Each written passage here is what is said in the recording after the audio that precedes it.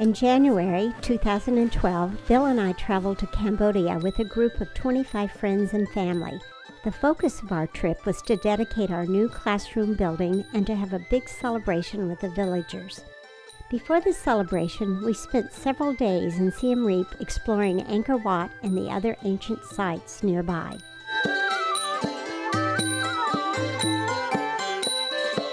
We said goodbye to Siem Reap and boarded a boat to Battambang.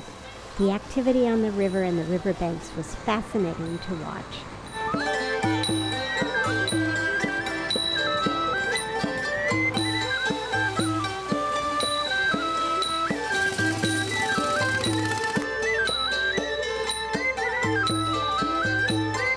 We arrived in the city of Battambang, the second largest city in Cambodia and the provincial capital.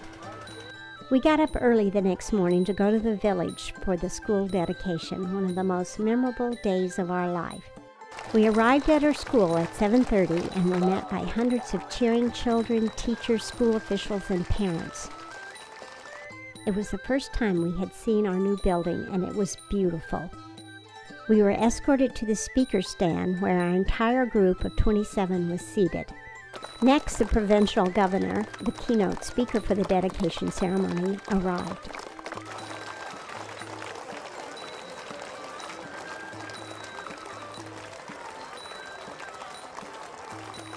The ceremony began with monks chanting a Dhamma blessing.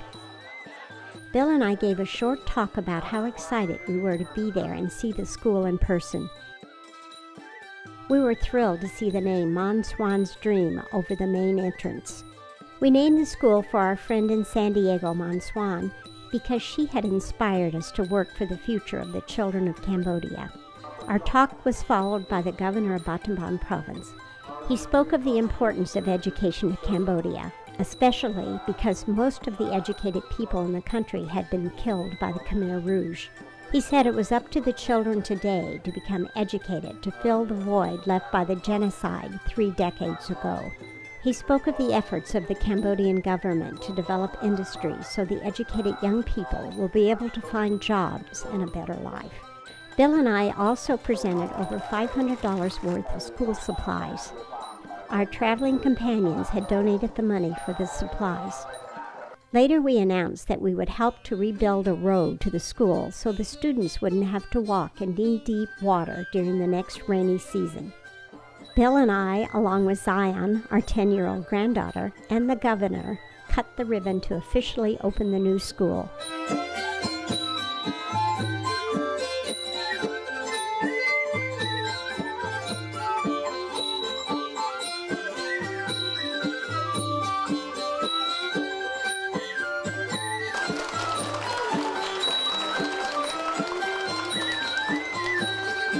We signed the official school registry and toured the school.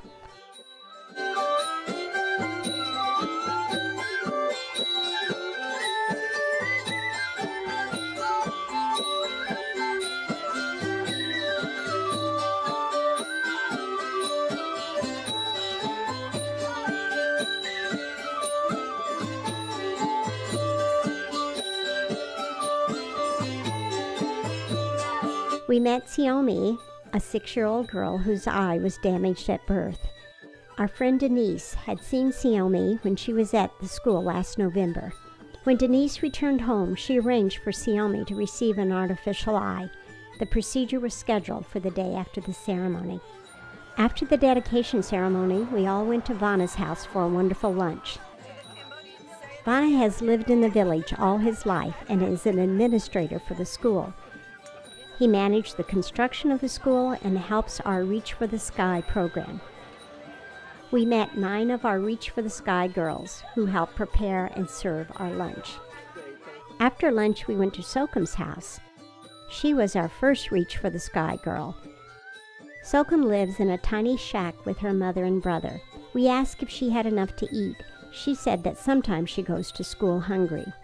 We took up a collection and almost instantly raised $100, enough for 3 bags of rice that will last 4 to 5 months. We left Sokum's house and traveled to the village market. One vendor was selling barbecued rats.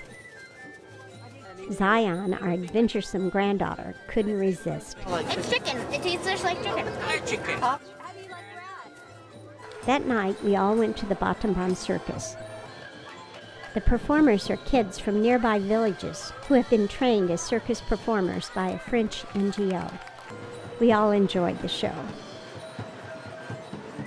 The next day, we met with Sovachia, a local monk who has inspired and helped us for several years.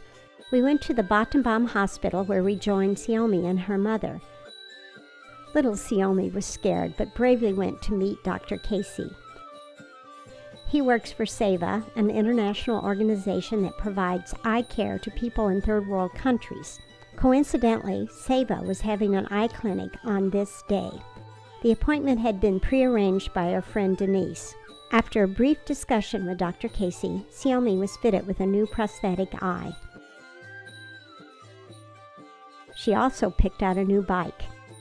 She and her mother were all smiles as they prepared for their trip back to the village. We left Battambang for our last adventure in the capital of Cambodia, Phnom Penh.